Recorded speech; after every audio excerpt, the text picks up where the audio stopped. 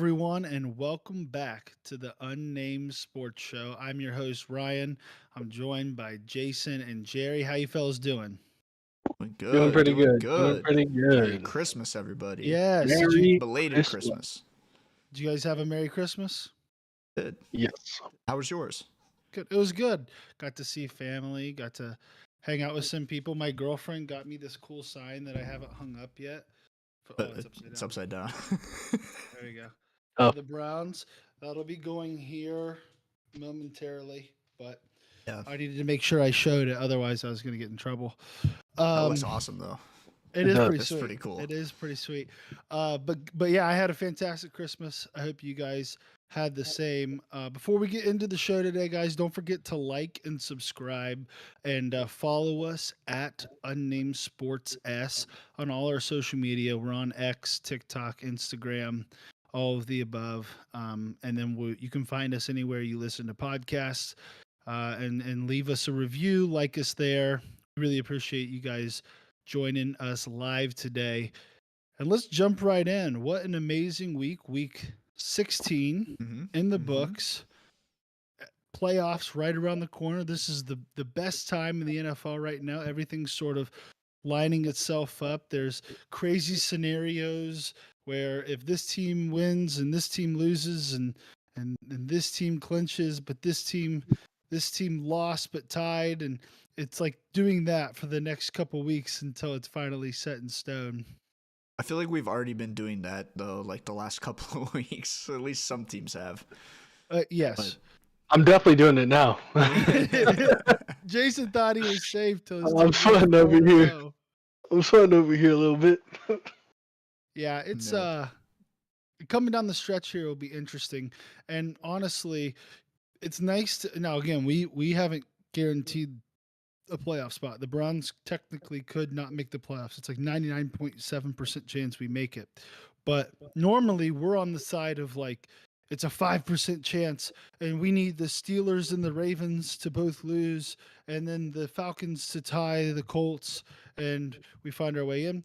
It's nice to be on the other side. I know Jason, everything's still in front of you guys. Jerry, you guys need kind of a couple things to happen. We'll get to it. You're tanking Yeah. now.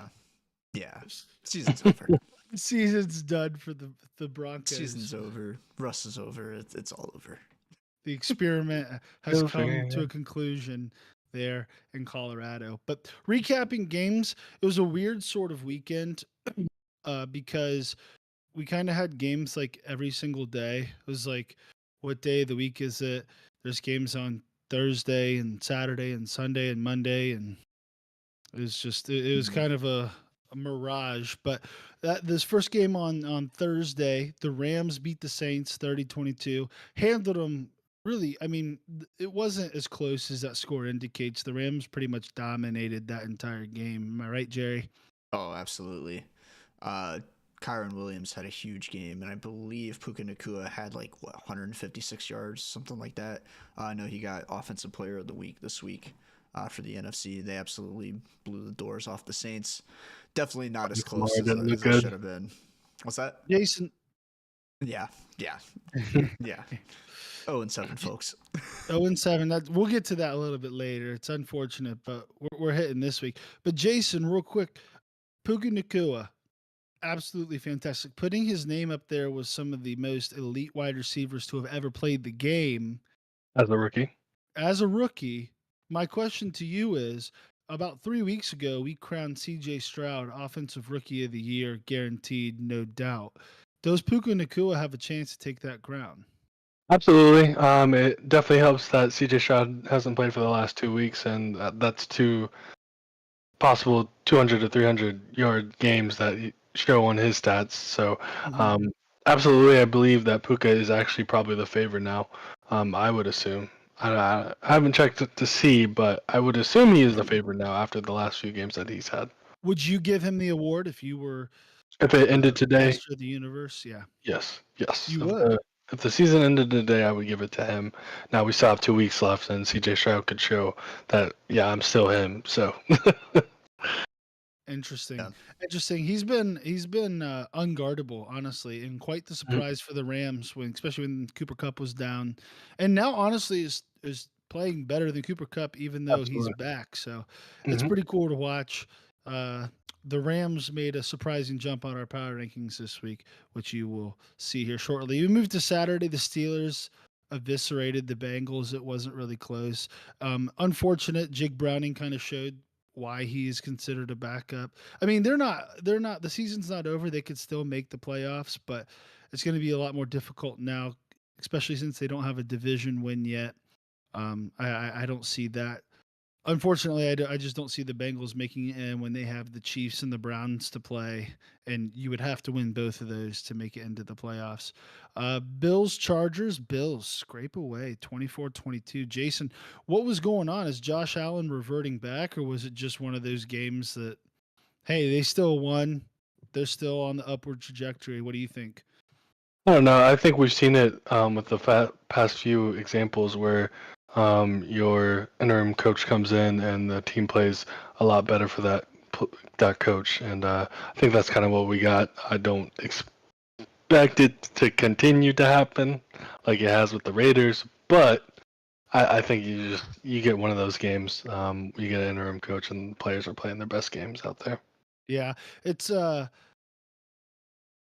with that interim coach, like there's like it's almost undefeated Yeah, and coming in against the spread, not yeah, actually I mean almost yeah. undefeated. Mhm. But against the spread, I think it is undefeated this year and like the last few years against the spread. There's just like a certain energy that these interim coaches come in, and it's like these guys that have been coaching for like 20 years, but only position coaches. They finally get like a coordinator job or like a linebacking. That's what the Raiders guy, Mhm. he's a linebackers coach who's now is the head coach, and he has them like playing a much better brand of football than any other time this season. So it's interesting that whole energy spike you get from teams that fire their head coach. Maybe every week you should just fire your head coach. You go undefeated. I don't know. I Uh, saw somebody had a take. They should just bring in Josh McDaniels for 1 week and then fire him, and then bring in somebody else because they always win the week after McDaniels has been fired. yeah, So that makes hey. I think if you're a struggling franchise, you should really look into that. Um, Starting Sunday, the Browns beat the Texans 36-22 in a big statement win for the Browns. Now, Texans didn't have CJ Stroud. They were playing Case Keenum, but through three and a half quarters, Case Keenum only had 62 passing yards and 2 interceptions. That defense just absolutely smothered them. The final score looks a little bit closer than the game really was. The Browns were up 36-7, with the 7 points being off of a kickoff return for a touchdown. And the other two touchdowns came in garbage time after the Browns sat their starters and they recovered an onside kick. I mean, it was just like that game was an absolute bludgeoning, Browns to Texans. And it's funny watching the game. My inner Browns was coming out when they got the touchdown and onside kick. I'm like, we're gonna find a way to Yeah. blow this. Like, I get it. We're still up 2 scores with 4 minutes left, but I saw us give up Uh, 14 points hey, in a minute and 40 seconds last year. and for So those who haven't seen it, when his inner Brown comes out, take a yeah, couple steps back. yep. it's Take a scary. couple back. Take several steps back. You may want to go to a different building. It's it's not my finest hour, but Browns come away with the win. They are a 10-win team right now, and this is the first time in 73 years that's not 723 73 years. People have been born and died and since A the lot of last people. time. A lot of people have been born and died since the last time the Browns and the Lions have had 10-win seasons. I don't know if it's the apocalypse. I don't know what's happening, but we Have have 10 wins. have the Go ahead. Browns and the Lions ever won the division in the same year? No, please. The No. Browns Yeah, haven't won. I was putting the question out there. I had no idea. I assume no, but The Browns have never won the AFC North because that was realignment in like Mhm. 2002. But when they were in the AFC Central, they haven't won that division since 1986. So Mhm. Yeah, And then, it's been a hot minute, and we're probably not going to win the division this year. But guess what? We're 10-5. We're going to probably make the playoffs with 4 different quarterbacks, with everyone 30% of our roster or 30% of our salary cap on IR. I mean, it's been an unbelievable season. Coach Stefanski is right now the uh, odds-on favorite for Coach of the Year, and for good reason. Yeah. So moving forward, Falcons beat the Colts 29-10. I guess no one wants to win the AFC South. Colts looked pretty abysmal in that game. Seahawks inch one out against the Titans. Lions beat the Vikings. Jerry, Lions clinch for the first time in 30 years. They win the NFC North. I mean, that's got to be. You never want to be the team that like celebrates that you won the division, like the season's over. But when you're the Lions, that's acceptable, right? Yeah. Yeah, absolutely. I mean, you take it at the cost of the Pistons never winning a game in their entire franchise ever again, but hey, they'll take a Lions NFC North title any day of the week. Jared Goff has got those boys going, baby. He's got those boys going. Amon-Ra St. Brown, he's got to be up there top 5 most explosive player in the league right now. I mean, dude is insane. And they did this all without even getting the ball to Sam Laporta this weekend.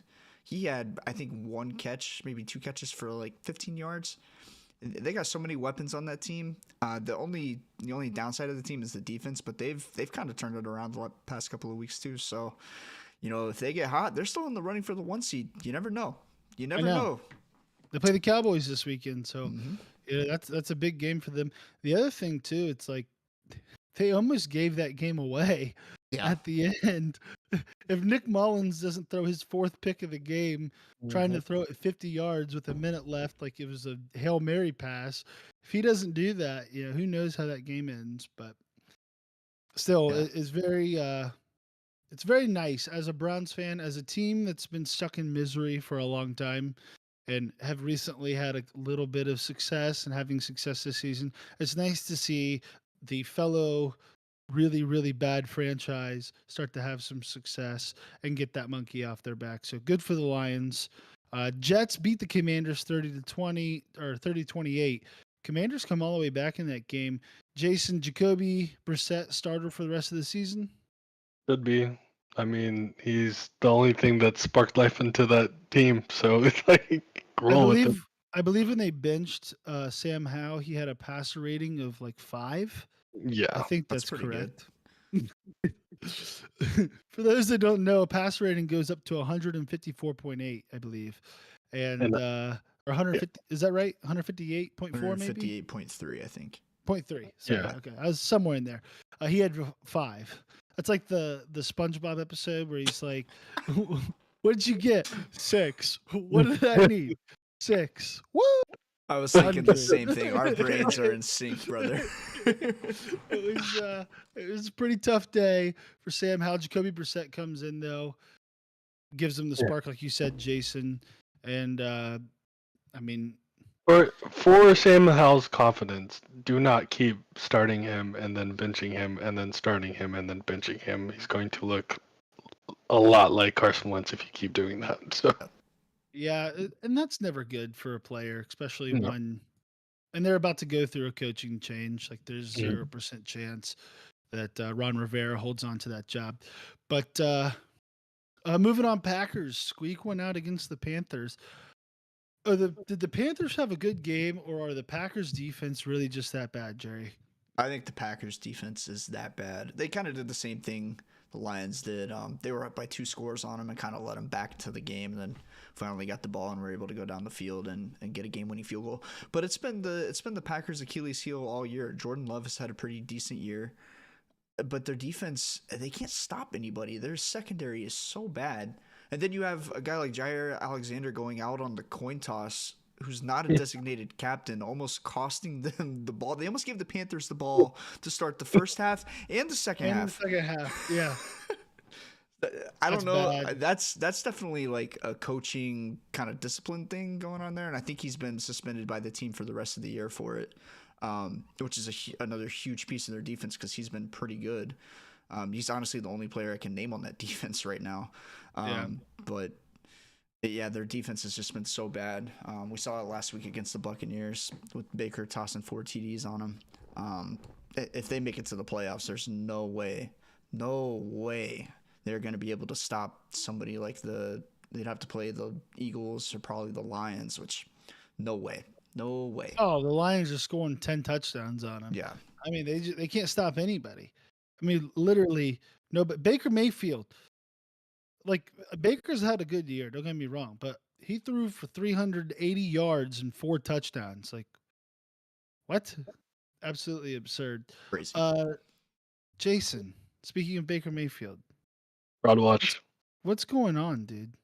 Broad watch. 4 straight losses. What is happening? who's to on the fraud Jacksonville watch? Jaguars? We are. Okay. We are on fraud watch. Again, another week where I don't think Trevor Lawrence should be playing. Got out of concussion protocol like the day before the game. Like, what are we doing? He's getting more injured, getting more hurt. Just let him sit a week and have him healthy when we need to win. Like, it's coming down to the last 2 games. I mean, with easy teams. Luckily, the schedule is the way it is. But that being said, it's going to be tough after we win those 2 games, and we meet up with whoever. It could be the Browns, the Bills, the Bengals, the Texans, like any one of those teams can come out and beat us. So hopefully we get together, get fully healthy, and put together something. It was tough. I mean, again, don't get me wrong. The Buccaneers are red hot right now. They're a good ball club. It's not like you lost to, the Giants or something, but Right. still.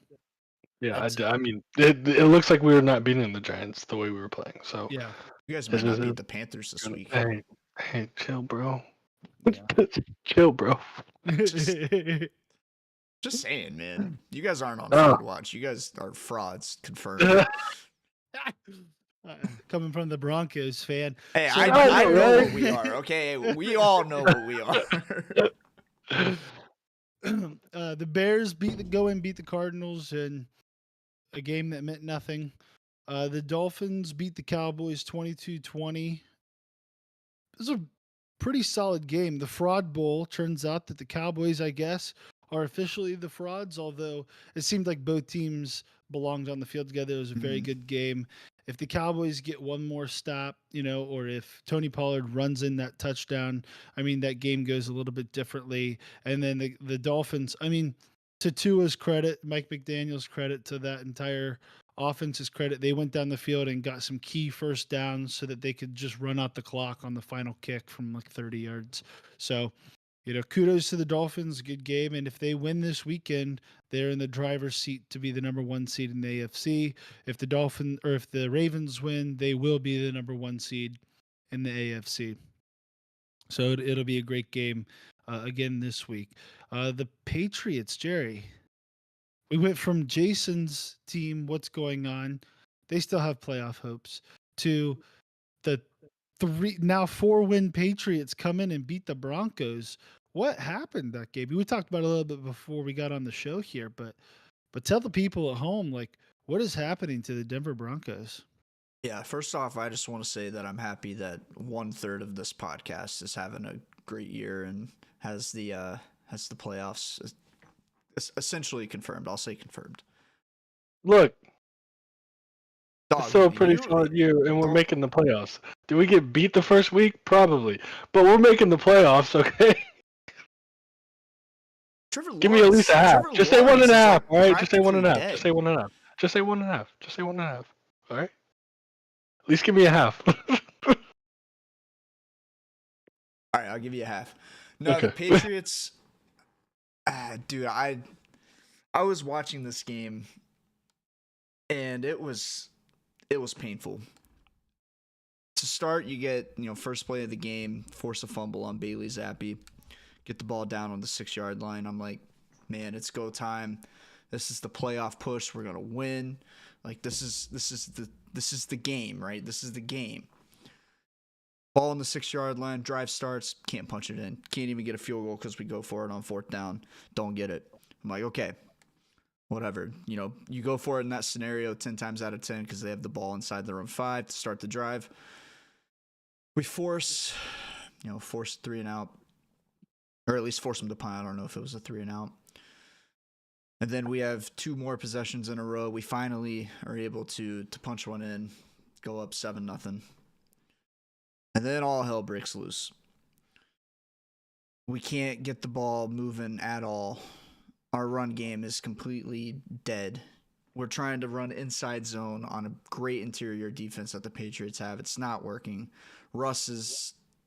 I've seen the play 1,000 times where he's got a pocket 5 yards by 5 yards, and he's running into our tackles, bouncing off of them, and then gets sacked. I'm like, dude, what are you doing? And then the third quarter happens, and they score, I think, 14 points in like 6 seconds, something like that. Great. We tie it up 23-23, force another 3 and out. So we get the ball back, minute 45 to go. We call screen. This is on our own 39-yard line. We have 3 timeouts. We call screen, outside sweep to the short side, and then I think it's a pass that is going nowhere because Russ can't get out of his own head. I'm trying not to swear right now. I'm trying to keep it clean. And so we punt the ball back. I'm like, okay, this is going to go to OT. They run the ball twice. We give them 2 free timeouts. 2 free timeouts. So they're like, okay, let's take a shot. Devontae Parker up against Patrick Surtain, who's been playing like a top 5 corner this year, absolutely blows it, and they get the shot. And then, of course, they go down, kick the field goal to win the game. I'm like, okay, season's over. I was so PO'd. I went to bed. I woke up the next morning. I'm like, okay, we're 7-8. We're one game out of a playoff spot. You know, there's a chance. There's a chance. I was cooking up the scenarios in my head. We come to Wednesday morning. This morning, roughly around noon, Adam Schefter tweets, Sean Payton has decided to bench Russell Wilson for Jarrett Stidham for the rest of the year. Jarrett Stidham. Jarrett Stidham. What are we doing? We are 1 game out of a playoff spot, and we have a chance to win the damn division still. And we're benching Russell Wilson for Jarrett Stidham. I know there's financial reasons for it, and this just tells you how much Sean Payton hates Russell Wilson. He's hated him all year long ever since he got in the door. Why are you benching your starting quarterback who's been playing? He hasn't been playing great. He's been playing good. He's been playing good enough. He hasn't been playing great in the sense that we haven't been able to push the ball downfield. You guys were 1-5 at one point. Yes. You're 7-8 right now. We're 7-8. He says we need a spark on the offense. Dude, how about don't call screen outside zone terrible pass play from your own 39-yard line with 1:40 to go with 3 timeouts? I don't want to say it's 100% Sean Payton's fault, but dude, if you're going to blame Russell Wilson and have him be the scapegoat, you got to take a look in the mirror, dog. You got to take a look in the mirror because something is not right there. It's time to, I want to say cut everybody, fire everybody, but we did that last year. And we're in the same freaking boat. And now we're starting Jarrett Stidham. It's Jarrett Stidham. Tough luck. It's a tough look. It's unfortunate for you guys. Sorry, that took It's up a lot of unfortunate time, for the but fans. No, it's okay. No, we appreciate the diatribes. Those are, this is what the experience of being a football fan for the NFL team that's not, a perennial amazing squad feels like. You're just like, They, always- Yeah, clip that whole thing. Exactly. Well, unfortunate for the Broncos, especially with them benching their starting quarterback. That pretty much ends their playoff hopes. That moves us on to Christmas Day. Let's just real quickly through this. Let's all revel in the fact that the Chiefs lost without the opposing team throwing a completion outside of the first quarter. Pretty 0 amazing. passing yards. 0 quarters. passing. And they can beat the Chiefs, and we gotta bench Russell Wilson to start Jarrett Stidham. Exactly. Unreal. Eagles come in, they beat the Giants. An era has ended. An era has ended. The Paisano himself got benched for Tyrod Taylor. You hate to see it, but Tyrod Taylor definitely gave them a better opportunity to win that game, and actually almost, I mean, had a chance to tie it up there at the end. And then you go to the Ravens Niners, and that was just an absolute bludgeoning from the Ravens. And even saying that, the Niners kind of had a chance. They score that touchdown, and then they get the ball right back. They go down. If they score that second touchdown with more than 2 minutes left, they have all 3 timeouts plus a 2-minute warning before they kick the ball back to, or after they kick the ball back to Baltimore. And then at that point, it would have only been a 7-point game. But instead, Sam Darnold gets sacked for a 10-yard loss and then throws an interception. Yep. So Mhm. you You hate end to up- see it. you hate, well, I really hate to see it, because if the Ravens lose that game, we have a shot at the number 1 spot in the division. We still have that shot, but we need the Ravens to lose both games, which they're not going to do. So that is a recap. That's probably been our longest recap so far. Wait, real quick, backing up. You don't think the Ravens? You think the Ravens have a chance to lose one of these next two, or both of these next two? Right? Yeah, they have the Dolphins and then Yeah, the but Steelers chance. who are going to be playing for a playoff spot. I'm not saying it's likely. I'm just saying it's not impossible. Dolphins are fighting for that 1 seed, dog. I do they're gonna think come to they, play. yeah, like there's an actual chance for them to lose to the Dolphins. That being said, Steelers Yeah. probably exactly. not. We'll see what they get next If- week. We'll see The what we Steelers get. already If beat they them once lose- this year. Yes, but if they beat the Steelers, or if they beat the Dolphins at home, I'm sorry. If they lose to the Dolphins at home, they know that the division is literally on the line for that Steelers game. So they're all going to show up. So I don't think it's very likely that a 3-loss team loses their last 2 games, but it's not impossible. And I will keep my hopes alive as long as we win tomorrow. That has been our recap for the games this week. That's been our longest recap. Lots of emotions felt by all of us on the games this weekend. But let's take a I quick hate football. glance. I hate football. No, you don't. Let's take a quick look at the NFL playoff picture. This right now is the AFC. The Ravens hold the 1 seed. If they win this weekend, they will be the 1 seed in the AFC. The Dolphins 2, the Chiefs 3, the Jaguars 4. The Browns would go play the Jags. The Bills would go play the Chiefs, and the Colts would go play the Dolphins if they started today. Jerry, what changes do you see happening in this AFC playoff picture, if any? It's hard. I could see the Jags falling out of that division title spot, and either the Colts or Texans. I could see the Colts Texans game at the end of the year being for the division. Sorry, Jason, but the Jags just aren't playing well right now, man. Trevor Lawrence is not Trevor Lawrence right now, and you're past the point of sitting him because you're playing week by week. You have to win every week now, so you can't sit your starter. So they're going to play him. He's going to be injured. He's going to look like crap. And so that week 18 game between the Colts and Texans is going to be for the division. I'm not saying they don't make the playoffs, but they ain't winning the division. There ain't no way. Bet. Bet. Very easy games. 2 very easy games. Who do you guys have? You Uh-huh. got the Panthers and then the And Titans. then the Titans. I thought the Bengals were supposed to be an easy game a couple weeks ago too. Yeah, but No no one has the GOAT Jake Browning playing for him, right? True. Very true. on, man.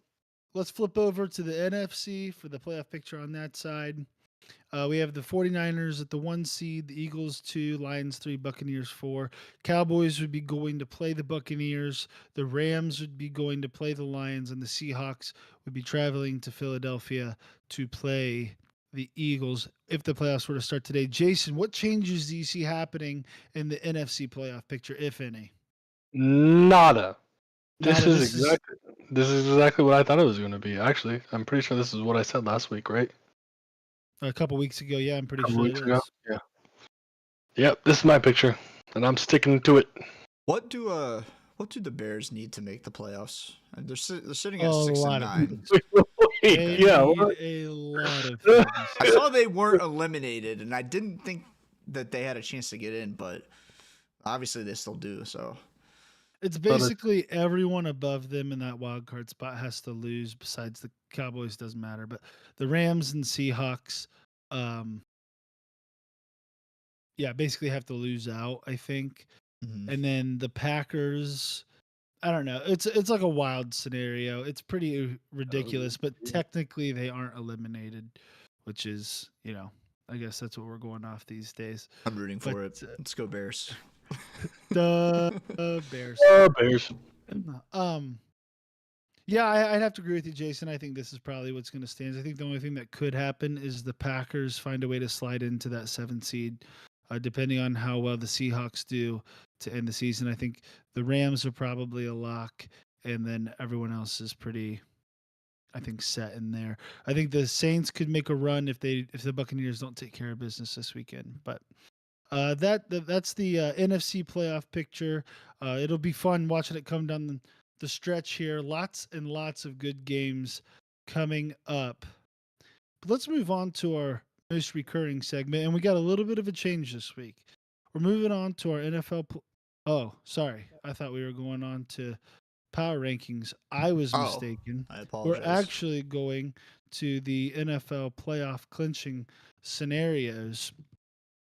This is what happens when the Google Doc running the show isn't updated by the guy that moderates the show. So definitely on me this time, fellas. It Let's is what it is. let's talk a little bit about playoff clinching scenarios in the AFC. The Ravens and Dolphins have both clinched the playoffs, and there are one, two, three, four teams that could clinch the playoffs this weekend. The easiest is the Cleveland Browns. They win, they're in. Or if Pittsburgh loses, Buffalo loses, Jacksonville loses, or Houston and Indianapolis loses. So if any of those things happen, Cleveland's in. The Jaguars, Jason, what do the Jaguars need in order to clinch this weekend? Jesus, Jesus to come down from heaven above. and just bless the shoulder, the brain, and the ankle of Trevor Lawrence, please, please. All right, what we really do need is Jacksonville clinches playoff berth and the AFC South Division title with a win in Indianapolis and a Houston loss. Gotcha. So that's not outside of the realm of possibility. That could happen. That could happen. Who do the Colts and The Colts play the Raiders and the Texans play the Titans. So one of those things will happen? So it's not impossible. It's not impossible. Very Jerry, unlikely. Buffalo, what do they need? They have like this They have a lot. Oh long my gosh. laundry list. All right. It's like 14 different things. Let me Speed run oh this. my gosh. All right. Buffalo. All right. 5 scenarios where Buffalo wins and they get in. This is coupled with Pittsburgh losing or tying, Cincinnati losing or tying, Jacksonville losing or tying, Houston and Indianapolis losing or tying. All right, and then you have Cincy losing or tying with Jacksonville losing or tying, Houston plus ND losing or tying, and then a bunch of scenarios where Buffalo ties. I'm not even going to get into that because they're not going to tie. Let's just say there's 14 scenarios. Yeah, holy cow. And none of them are Buffalo wins and they're in. So Buffalo wins plus help. Plus a lot of help. The last one is Kansas City. Kansas City wins the AFC West with a win or tie, or if Vegas and Denver both lose, which Denver's going to lose because who are they starting, Jerry? Jarrett Stidham. Jarrett Stidham. You know, So sad. the Raiders started Jarrett Stidham last year for the same exact reason. The last 2 games, they benched Derek Carr because they didn't want to pay him because of injury insurance. Something Yep. about paying people there in the AFC West. Unbelievable. Moving over to the NFC side, there are 3 playoff clinching scenarios currently clinched already. The Lions, they already won the NFC North. For 49ers, who have already won the NFC West. The Cowboys and the Eagles have both clinched. The NFC East winner will be determined the next couple weeks. But the 3 clinching scenarios, the LA Rams. Jerry, how do the LA Rams get in? All right, Rams got to win plus a Seattle loss, or Rams win plus tie in the Minnesota Packers game this week. That's weird that that's the only scenario where that happens. But yeah, Mhm. 2 scenarios for the Rams this week. And not impossible. A little bit. The first one by far more likely than the second, but Who does Seattle have definitely this a week? possibility. The Steelers. Speaking of Seattle, Jason, how did the Seahawks make the playoffs this week? The Seahawks make the playoffs, clinch his playoff berth with With Seattle win. No, they don't need that. Plus a Green Bay and Minnesota tie. Gotcha. So, wait. So if Seattle wins, if the Rams win, Seattle wins, and Green Bay and Minnesota tie, the NFC playoffs will like be completely set. I think pretty much, with the exception of Rams win plus. Yeah, so the Rams. Yeah. Yeah, it would be. Yeah. yeah, it would be pretty much set. Cowboys, With Rams, the exception Eagles, of yeah. the NFC South, which that comes to the last team. The NFC South can be clinched this weekend by Baker Mayfield and the Tampa Bay Buccaneers with a win. If they win, they're in. They've clinched the South. Or a tie and Atlanta losing could clinch. So it's definitely a possibility for Tampa Bay to jump in, and a likelihood, most likely, they're at home for the Saints this week. So will be interesting to see how that goes. Again, all these wild scenarios. You have the Bills with 14 possibilities. You have the people like the Browns and the Buccaneers just to win and you're in. If you win, you're in. You're probably resting your starters. It's going to be fun coming down the stretch. Now to the part that I alluded to just a little bit earlier. Our most recurring segment on this show is it. That's right. Yep. NFL Power. That's what's next, right? Yes, moderator. No more surprise scenarios. No more surprise topics. Actually, we're gonna get into English Premier League power rankings right now. Oh, lovely. And first of all, it's also tied for first. Okay. Yeah. What's tied Yeah, for come on. first? The power segment. rankings. What's the other one? Oh, that's right. Sorry, that's embarrassing. That's 2 strikes in the same show. Eat out. You're I on hope thin you guys ice, don't- buddy. I hope you guys don't vote me out. You need a unanimous vote. You got one right here. We're doing the NFL power rankings a little bit differently this week. They are still generated the same way. All of us create our own power ranking. They're all aggregated together. They're thrown into a mathematical equation that takes into account several factors and then spits out these 32 teams in the correct order. These are the power rankings for this week. But this time we're going to reveal the kind of 32 through 11 real quickly and then do a reveal for our top 10. So, starting in that last echelon, fighting for the number 1 pick in the draft this year, we have the Panthers at 32, Commanders at 31, Cardinals at 30, Patriots at 29, Chargers at 28, number 27 is the Jets, 26 the Giants, 25 is the Titans. Moving through to the next sort of echelon of these kind of outside looking in, the Falcons at 24, Bears 23, Saints 22, Vikings 21, the Packers at 20, the Raiders at 19, the Broncos at 18, the Steelers at 17. This last kind of list of people that are likely have a good shot at making the playoffs, but still haven't shown enough to be considered a premier top 10 team. You have the Colts at 16, the Jaguars at 15, 14 is the Texans, 13 is the Bengals, 12 Seahawks, 11 Chiefs. Now, into our top 10. At number 10, we have the LA Rams. The Rams have been on, yes, let's give it up for the Los Angeles Rams. They had a rough start to this season. They've really turned it around. Their offense looks to be unstoppable. Jason, what has been impressive about the Rams this season so far to you? I think a mix of everything. I mean, Kyron Williams has put on a heater still on his heater. His yards, touchdowns, all of the above has looked like an all-around back, receiving as well, and can be a dominant back in the NFL. I mean, Cooper Kupp, Matthew Stafford come back. healthy are playing lights out as well. And of course, Puka Nacua. I mean, you draft him that late, and then you get a star wide receiver, and put it all together. That's just dominant offense. I mean, their defense can hang on. I mean, you still have Aaron Donald. Aaron Donald is who he's going to be. He's a championship caliber guy. So, just a mix of everything, I think. Yeah, I think they've been extremely impressive and quite the turnaround. Everyone thought they were kind of quietly tanking. McVay was going to leave, and now they're primed to make a playoff run. And that's a team that I would not want to play in the playoffs. At number 9, what do we have? The Tampa Bay Buccaneers. They have played this year in streaks. They started out 3-1, then they went 1-5.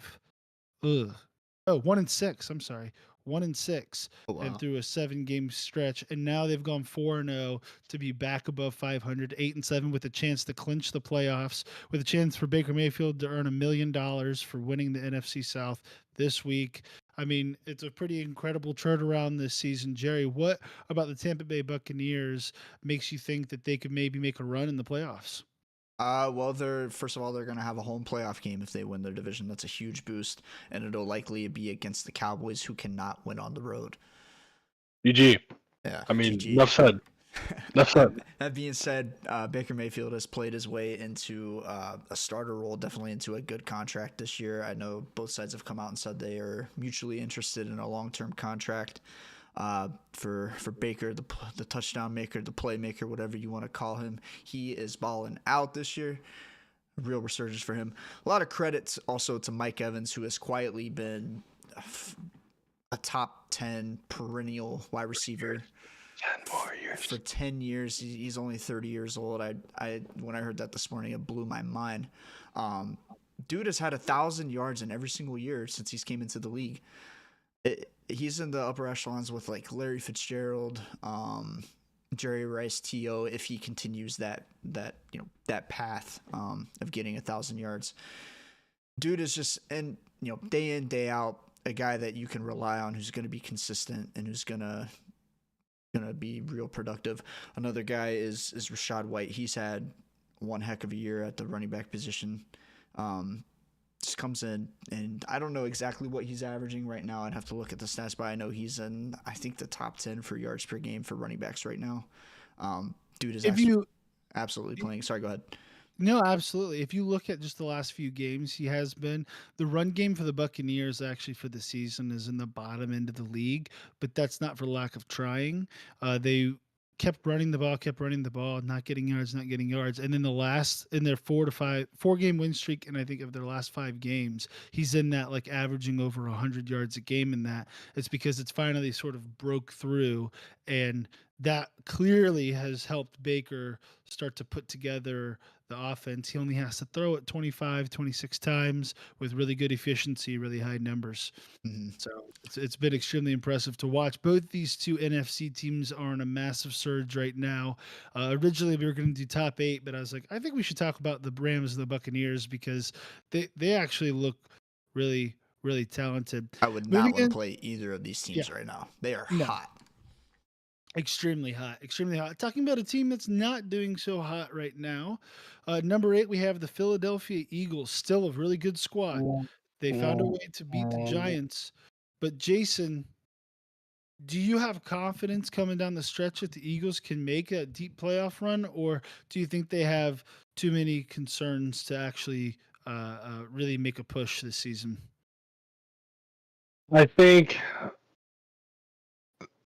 they're talented enough around their holes to make it to an AFC championship game. Do they win that game? Absolutely not.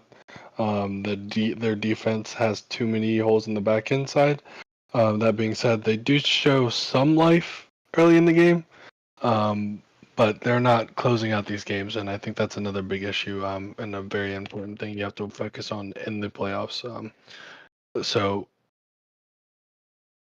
can they get there? Yes. Are they going to be a Super Bowl team? Probably not. I mean, they were my Super Bowl favorites to begin the season, but injuries and just not good not good defensive backs. I Well, I think. think coming into this year, everybody expected them to have the best defense in the league, and it's been arguably one of the worst. Like they can't That's stop right. Yeah. anybody. Yeah, Mm-mm. yeah. Their secondary has a lot of holes right now.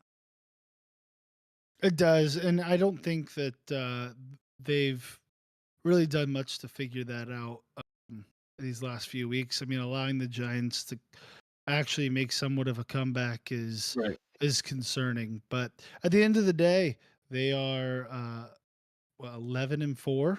I mean, they're a top ball club. You can't bring them out of your top 10. Um, Mhm. but definitely concerning. One spot above them, a team that just beat them a few weeks ago at number 7, the Dallas Cowboys. Now, this team still hasn't got the road monkey off their back yet. They played much better this week than they did against the Bills, but they still end up losing.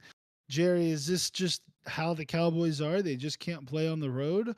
Or do you think by the end of this year, McCarthy has those boys figuring it out and they can make that deep playoff run? Because it looks like they're not going to win the NFC East at this point.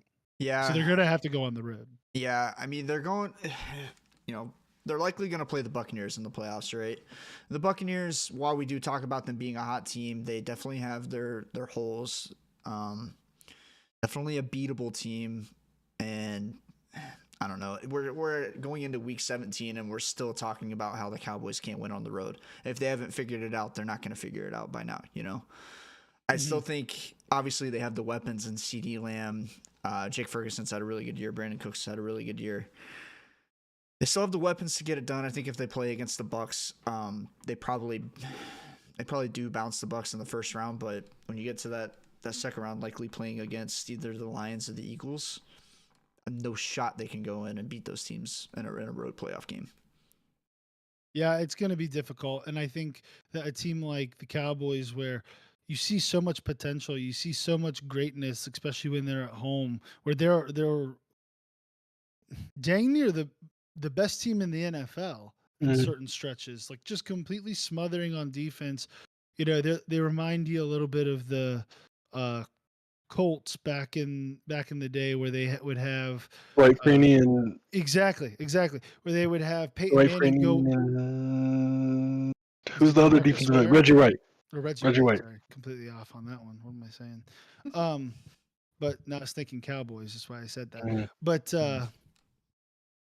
it reminds you a little bit of that because Dak goes out and gets you this quick early lead, so the teams have to pass the ball a lot, and you have such a great pass rush. But if you can't get that lead, if you get bullied around at the line of scrimmage, if Dak can't come through on the road, it doesn't much matter because you're going to be playing the entire playoffs on the road. Moving on, number 6, the Buffalo Bills coming in. Now, this team, another red hot team, had a little bit of a stumble against the Chargers, but ultimately they were able to come out with the win.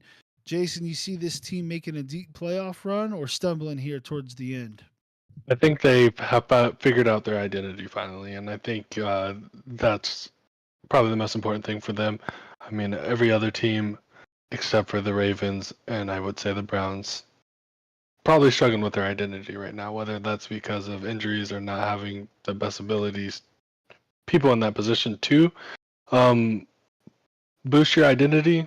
I think other than the Bills, other than the Browns and the Ravens, I think the Bills are in that. So yes, I do believe the Bills will be able to make a good push. They've been giving the ball to Cook, and they're able to run a little bit better, and that frees up some of the passing offense. Let James cook. That's what they were saying Nice. after that Cowboys Nice one. game. I didn't make that up. That was regurgitated. I think with them finally finding, like you said, their identity, and Josh Allen, if he cuts down on those turnovers, they instantly become a very dangerous team in the playoffs, and not one that I would want to play. If the Dolphins lose this week and the Bills win, week 18 is for the division, right? Bills versus Correct. Dolphins. Okay. Yep. All right.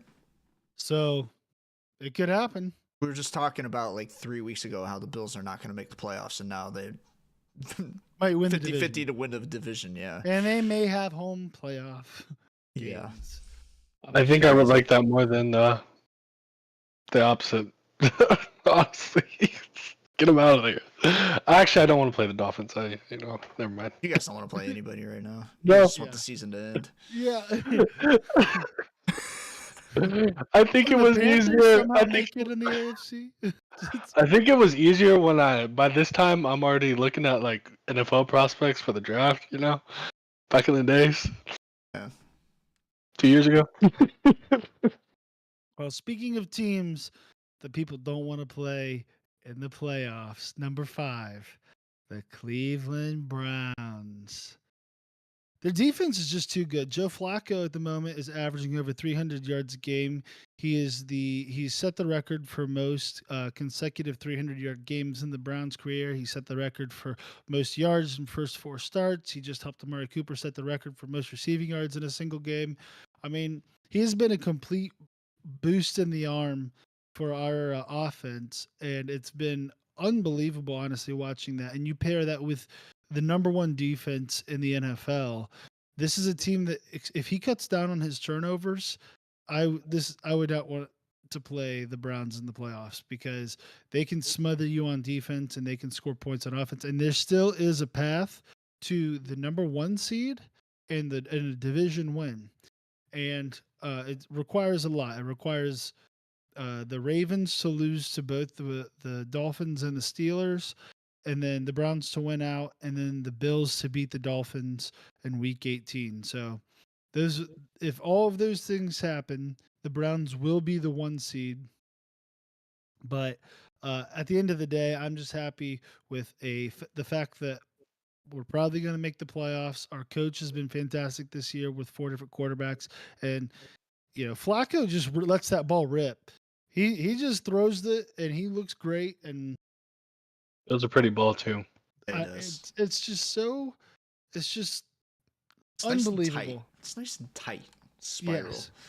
It's a tight spiral, but it doesn't have the crazy velocity on it. So it's like a very catchable ball too. So like something Amari Cooper's talking about is like his timing's perfect with the speed of the ball being just like it catching you. It's very fun to watch. I've never seen someone in a Browns uniform throw the ball quite like that. So moving on, number 4, the division clinching Detroit Lions. Who would have thought that the Browns and Lions would be ranked in the top 5 for anyone's power rankings, but let alone the real power rankings. But Facts. But Jerry, what makes the Lions so formidable, and do you think that they have a legit shot at making a run here deep into the playoffs? No, I actually don't think they have a legit shot at going deep. Obviously, they're a very good team, top 5, I think, in everybody's power rankings. Number 4 in ours, the correct ones.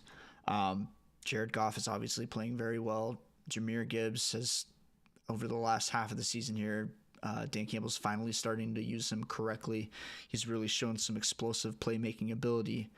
The problem that I have with the Lions and why they are still kind of on my fraud watch is that they have a tough time closing out games. They have a knack for letting teams back into the game. They don't really pile it on. They don't really keep the foot on the pedal. We're talking about their last 6 games here against the Bears. They were down by like 2 scores in the 4th quarter, had to claw their way back into a win. Kudos to them for getting that win. On Thanksgiving against the Packers, absolutely laid an egg. Everybody was hyping them up, and they just dropped one to the Packers at home on Thanksgiving. Against the Saints, they were up 21-0 in the first quarter. Final score was 33-28. The Saints had a legitimate shot to come back and win that game. And then obviously dropped to the Bears. Broncos game, won't talk about. They dominated, whatever. This Vikings game this past weekend, Vikings, again, they just let them back into the game. Vikings had a legit shot. So if they got to find a way to keep the foot on the pedal and late in these games and really close it out. They've obviously won the majority of those games, so you don't get to the spot without winning those games. But if we're looking at a team like the Vikings last year that were 11-0 and 1-score games that got bounced in the first round against the Giants. So something that could happen this year. Maybe not. I do think they're a very good team, and they're very exciting to watch. They are extremely exciting, and I'm interested to see where they go. I'd love for Dan Campbell to be able to make a real legit run here. People made fun of him. Colin Cowherd called him Fred Flintstone when he was hired as the Lions head coach. So the fact that he has them winning the division and with a legit shot has me excited. At number 3, we have the Browns. Browns for number 5. Sorry, guys. The Miami. I just have Browns on the brain. You know, it's the Miami Dolphins. Brian, that sounded Miami On the Dolphins brain. the 11-win team. Mike McDaniels has put together probably the most explosive offense in the NFL. Everyone on that team runs like a 4-2. It's absolutely unbelievable. They're really fun to watch. Jason, is there anything that's concerning about the Dolphins? I think Bradley Chubb's really made an impact on that defense, especially Yeah, these last few imagine games. having Bradley Chubb on your We team. did the same thing last year. Beat the Jags in England. And then, we're back in the playoff race. At the trade deadline, trade away Bradley Chubb for a first-round pick. You know what we used that first-round pick on? Who? Sean Payton. Sean Payton, the guy never mind. Go ahead. Go ahead. I don't even remember the question. Give it to just me. said, the Dolphins, are they off Rod watch now? Do you feel confident in them going to the Yeah. playoffs? I think they're off Rod watch. Again, like I said 2 weeks ago, I think they proved it to me, being able to play the Jets and get the probably second worst matchup against your team. Number one being the Browns, but and still being able to provide offense out there, and then coming out and beating a good Cowboys team. I think they've proven themselves to be a contender in the AFC. I'd have to agree. I think that Tua is such an accurate quarterback with the speed of Tyreek Hill, and if Jalen Waddle gets healthy in time for the playoffs, that's a team that I would not want the Browns to play, because we play almost solely man coverage, and trying to Mhm. man cover Tyreek Hill is not a recipe for success. Can't be done. It can't be done. At number 2, we have the San Francisco 49ers. They just got dog walked by the Ravens, but have had a pretty dominating season this year. And honestly, I think it was kind of a one-time deal. I really think that Brock Purdy has shown he's a very good quarterback. I don't think he's an MVP this year. He's not. He hasn't had a perfect season. You can't. I don't think you can give the MVP to someone who in a game throws 4 interceptions to no touchdowns. But at the same time, I think that their team is poised with the talent they have to go on a run. And then at number 1, we have the Baltimore Ravens for the first time. They look to be the most complete team in the NFL. They don't have the best offense, they don't have the best defense. They probably have the best kicker. But even this season, he hasn't been the best kicker. Doesn't matter. Across the board, they're just so complimentary. When their offense goes out, they go down the field, they rush the ball, they take up the time, they score a touchdown, their defense comes out, gets a quick stop, gets the ball back to the offense, then they bleed the clock out, good run game, Lamar makes a couple plays, boom, another touchdown. Now you're already down 14 points against the team that's leading the NFL in sacks. It's just they play this very smothering type of football, and they're very hard out. So they make the number 1 spot on our NFL power rankings this week. Yes. Congratulations to the Baltimore Ravens. We just need you to lose the next 2 weeks. But these have been our power rankings. We're going to take a quick break, but we'll be right back, and we'll see you here shortly.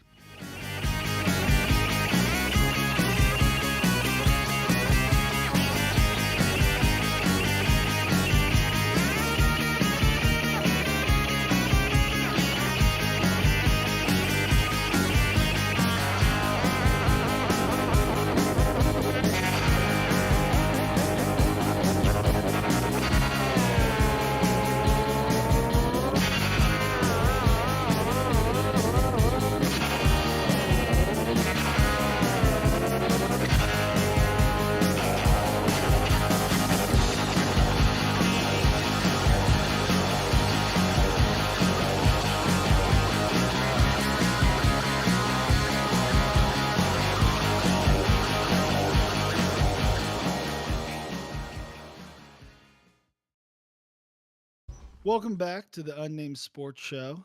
If you're just tuning in, because we're going to pretend this is a live television program, I'm your host, Ryan, joined by Jason and Jerry. Again, don't forget to like, subscribe, comment.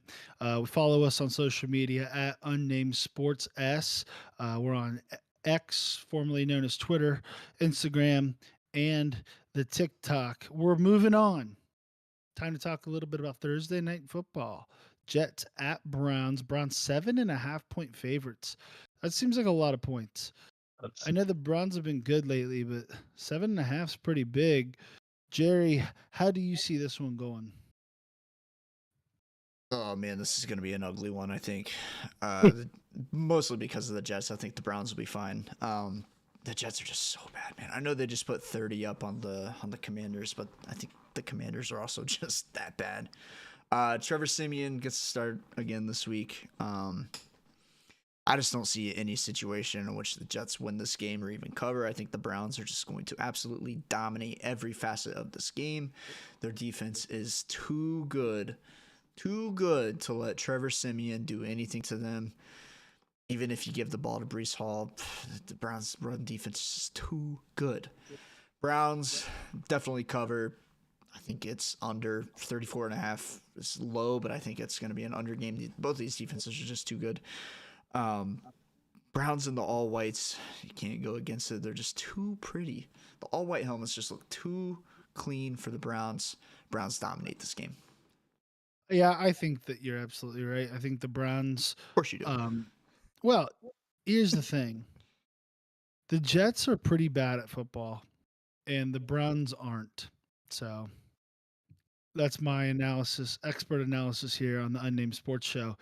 Jason, what feelings do you have before we get into tied for first and longest running segment on the show? How do you think this game goes? same thing. It's going to be ugly. I don't even know if the 7.5 clears. Like, is the score going to be 7-0? Maybe. It very well could be.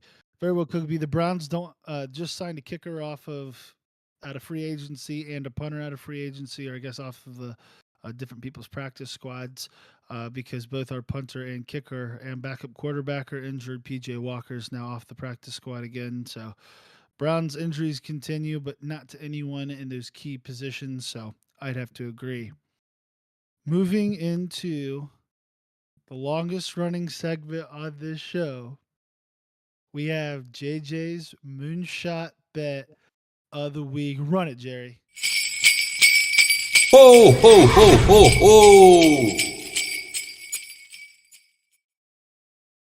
Since it's still basically Christmas, we wanted to run that one again. Ho, nice. ho, ho. But Jason, what do you got for us?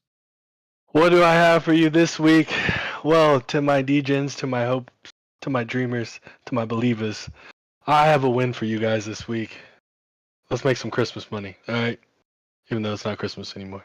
Got to pay those credit card bills. Exactly. All right, so we're going to dial it down a little bit. Like I said earlier, this is going to be a very defensive game, not much scoring. What we will get is a 3,222 odds bet for you, though. David Njoku, 40-plus yards receiving. He has been, other than last week, You're we're not 50 going to talk about yards. that. Yeah, I know. 50 yards at- But other than last week, he's been the most targeted player Oh. and had the most receptions in the games previous. Last week, it was a record-breaking for Amari Cooper, and some people didn't start him in their fantasy league. He Haha. also said we were making a bet Sunday morning. He said, let's not put Amari Cooper in. He's been too inconsistent. Just to get like 40 yards, by the way, not 250. He had that on the first play. All right, First David play was Njoku, a 40-plus 60-yard yards. dog to Cooper. We don't care. Okay? We don't care. Garrett Wilson, 40-plus yards receiving. He's also been their number one target and the best receiver on the Jets. Joe Flacco, 1+ passing touchdown. It's going to happen. Joe Flacco, easy money. He said All right. 2 or more passing touchdowns in every single game he's played. Thank you. One is easy. 200-plus yards passing. It's a little close with this one. The Jets have a good passing defense, but Joe Flacco getting 200 when he's been getting 300. Come on now.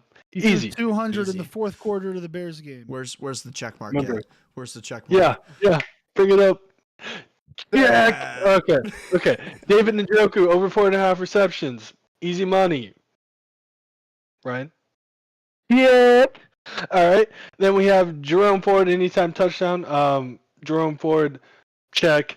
I think running backs are heavily touchdown against the Jets. Either it's passing, running, they're going to get the touchdown. We're going with Jerome Ford. Brees Hall, 25 yards rushing. Easy. It's just 25 yards. It's going to happen. Check. Cedric Tillman, 19.5 yards. Has gotten at least 20, I believe, in the last 5 games. Check. Yeah, he's emerged. Oh, sorry. Yeah, one more. No, go ahead. Yeah, go ahead. I was just say Cedric Tillman has emerged as pretty much the number 2 for Joe Flacco at the receiver position. Obviously, Njoku and Garrett Wilson are the number 1, but Flacco likes the big body size of Tillman and how he literally fights for catches. He's been really good since Joe Flacco's taken over quarterback. See what I'm saying? That's why I didn't start Amari Cooper. All right.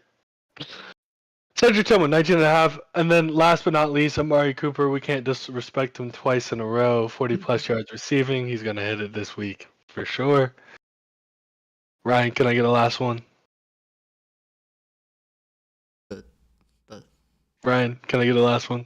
I dropped it. Sorry. Check! All right.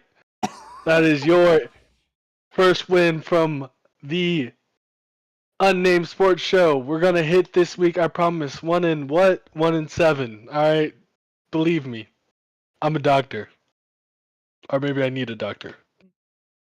You need to call the numbers. What you need. Yeah. 1-800-GAMBLER. If Look, I've seen videos of people calling that number when they call, and the people act like they're not a help center. They act like they're fast food or something. It's crazy. Don't call that number. Actually, just go see a professional. Get some actual help. Stop it. Get some help. get some help. Get some. Get some help. Hey, we're about to go 1 in 7 this week. This has been Jason's Moonshot Bet. Again, the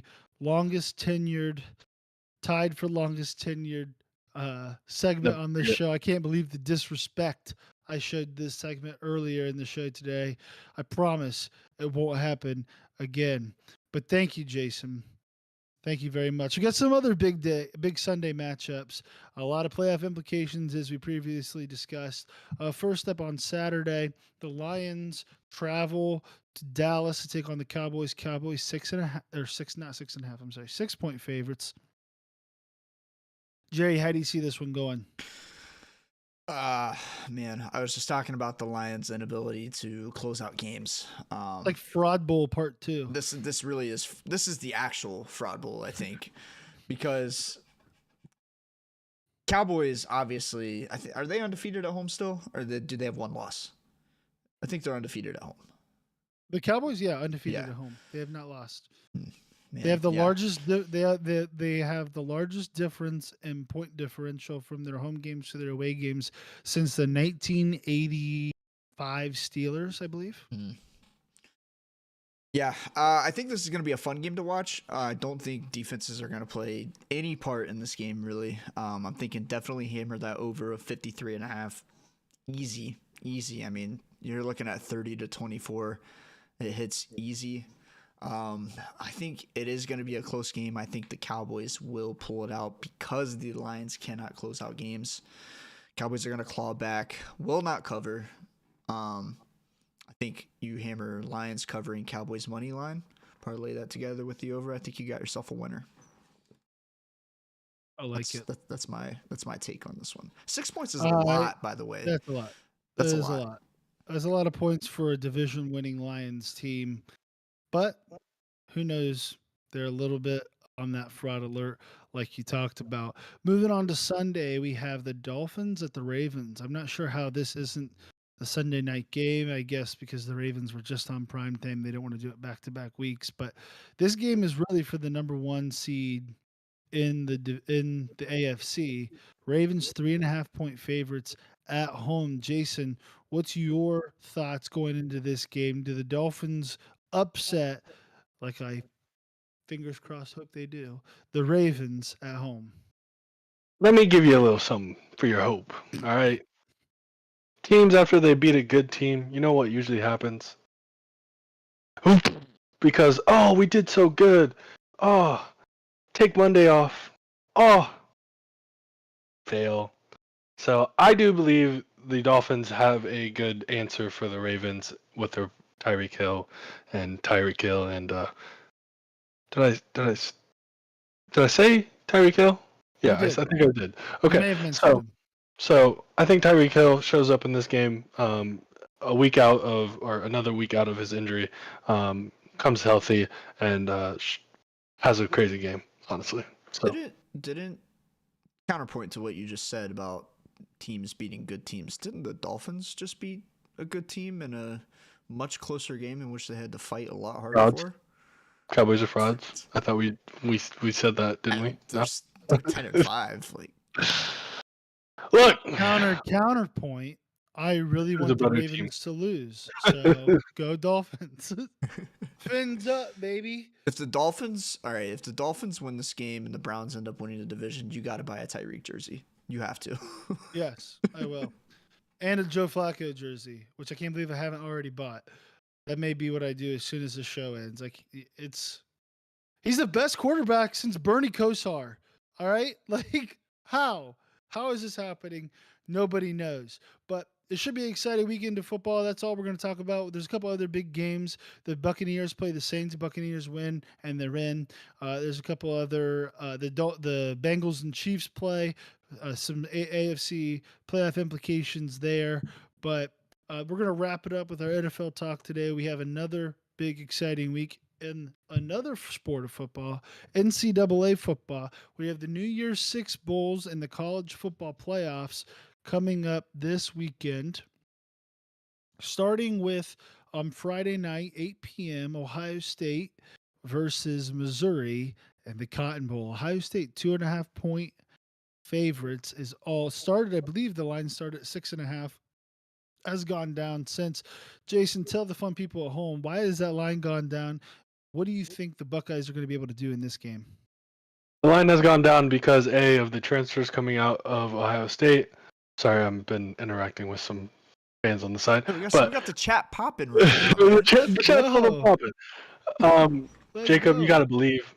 Randy, Matt, don't be mean. All right, let me believe. All right. Anyways, back to Ohio State.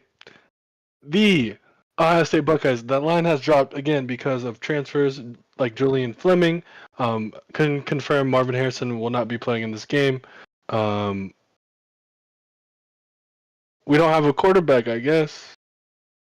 Good riddance. Other than that, I think a lot of people. Honestly, I don't know why the line has dropped because I expected more people to not be playing in this game that are playing in this game. So to be honest, to be fair, he's reading the chat. Sorry. Yeah. Oh, jeez. All right. Sorry. Go ahead. Yikes. Okay. Anyways, yeah, more people are playing than what I expected to be playing, so I believe the line shouldn't have really dropped. So I think we go out there. Devin Brown gives his best effort to show why he should be the number one quarterback next year, and he does so. We see a reinsurgence of life in the wide receiver room. If you guys remember, one of Marfison's best games of all time was his first game that he played in a bowl game, and started because some of the other players were sitting out, like I believe it was Chris Olave and Garrett Wilson, both.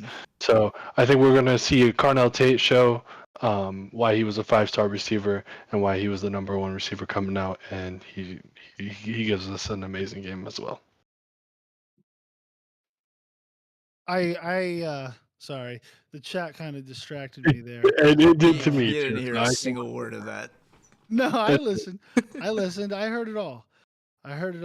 Ohio State's going to win. More players are playing than you thought. I got it. I picked up what you're laying down, and I have to agree. I think the Buckeyes' defense is just too good, and Missouri's not like I've watched them play several games this year. I'm not impressed. I think 9 is a little bit high for them, but Mm. if they beat Ohio State, I'll have to eat my words on that. That takes us into Saturday. We get the Peach Bowl, Ole Miss versus Penn State. Penn State 4.5 point favorites. Jerry, what do you see happening in this one? Another Big Ten SEC matchup. Lots of those this upcoming weekend. Yeah, there's what, 3 of them, right? Mm-hmm. Yeah. No, well, But 3 technically, and then next in the year New 4. Year's 6. Wait, and the Well, next year 4. If this was next year, it'd be 4 because Texas and Washington Ah, go to the SEC and Big Ten next year. So Yeah. I apologize. Continue. I see what you're saying. Yeah, I mean, Penn State, their only 2 losses to Michigan and Ohio State this year. Unfortunately, when they play good teams like this, James Franklin cannot close out. He cannot play the big games. It's kind of been his kryptonite since he became the coach at Penn State. I think 4.5 points. It's too much for Penn State to cover. I think Ole Miss wins this game. Unfortunately for you guys, beats the Big Ten. I know you guys always root for the Big Ten, no matter who it is. Yeah, I think Ole Miss pulls this one out. Is Katron Allen playing this week? Playing in this game? Believe he is. The thing about And Penn State, Drew their Aller defense is not playing, correct? Because he's still injured. A great question. I do not know. I'm not sure on that one. What I do know is Penn State has almost as good a defense as Ohio State and Michigan. Like those are 3 of the top 5 defenses in college football, and Penn State's probably the best at getting after the passer. So something to keep in mind when talking about the game. But True. also, Ole Miss is a good ball club. I think James Franklin, if he does want to retain that Penn State job for a little bit longer, he will find a way to win this game because they can't just keep beating everyone except Ohio State and Michigan and then not being able to beat good teams in bowl games. They did beat Utah last year in the Rose Bowl, which was a big win for their program. But we'll see if they're able to keep turning it around. That takes us to the Orange Bowl. Georgia, 19.5 point favorites versus number 5 undefeated Florida State. On one hand, you feel bad because Florida State's not in the playoffs, and then they go, "Oh, you're upset you're not in the playoffs? All right, how about you play Georgia, a team that won 27 Yeah. straight games and barely lost in the SEC championship? How you like that? You want to win? Go beat them." So, I mean, a little bit of a unfair draw for the Seminoles. I'm but glad it happened that way, though. Like, you want to complain about it? And look, I'm on the side of Florida State. I think they should have been in. Go out and prove it. Go out and win the game. Not That happening, being bro. said, give me Georgia. Give me Georgia. Okay, like but like, when McAfee was Yeah. like, Yeah. with that being said, give me Georgia. first of all, we have Florida State's 3rd-string quarterback playing. Their backup is transferring out. Keon Coleman, the best wide receiver, top 5 wide receiver in the nation, the best wide receiver on that team, sitting out. They have zero chance. There's 0 chance. Brock Bowers might be sitting out. It does not matter. It does not matter. Yeah, I agree. I think Georgia is just way too talented across the board, and Florida State, unfortunately, without their quarterback, it's just not going to happen. I do feel bad for their team for not even getting a chance, but at the same time, they're going to get absolutely dominated in this game. And watch us be wrong. Watch Florida State come out, pull out some miracle win, and then they can go, "We're calling ourselves the national championship champions because we went undefeated."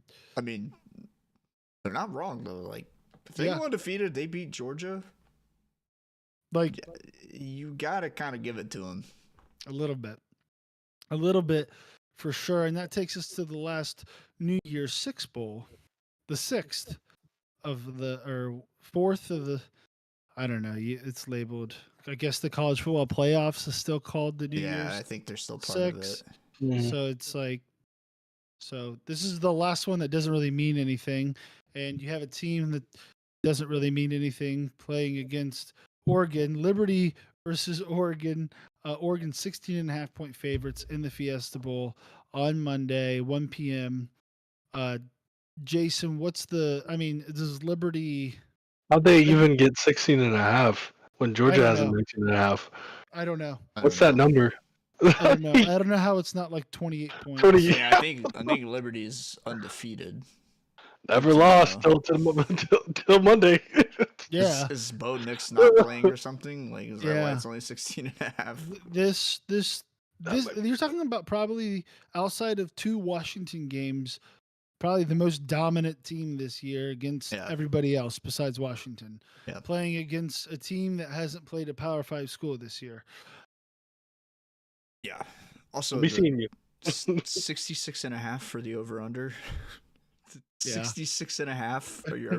Are we for real? Hammer right that now? over. Yeah. Hammer that Yeah. over. Yeah, that's low. Come on now. Yeah. Yeah,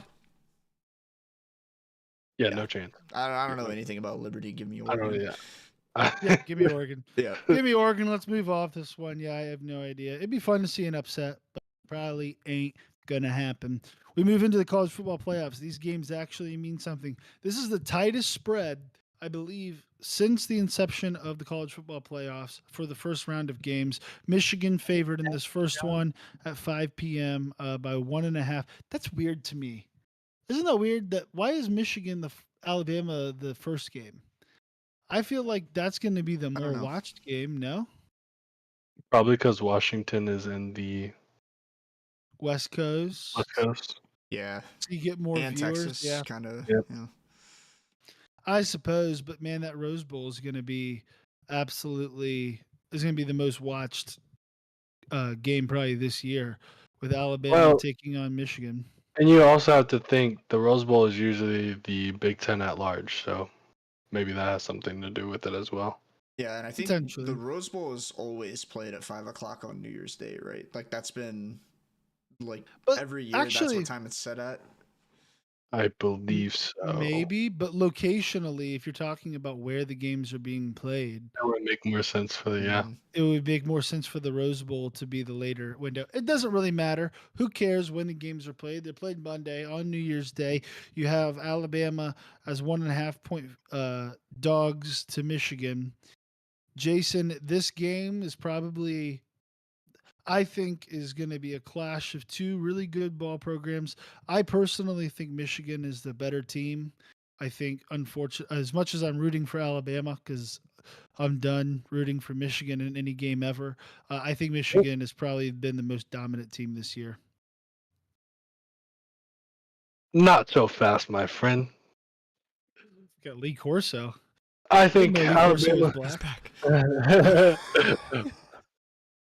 Alabama.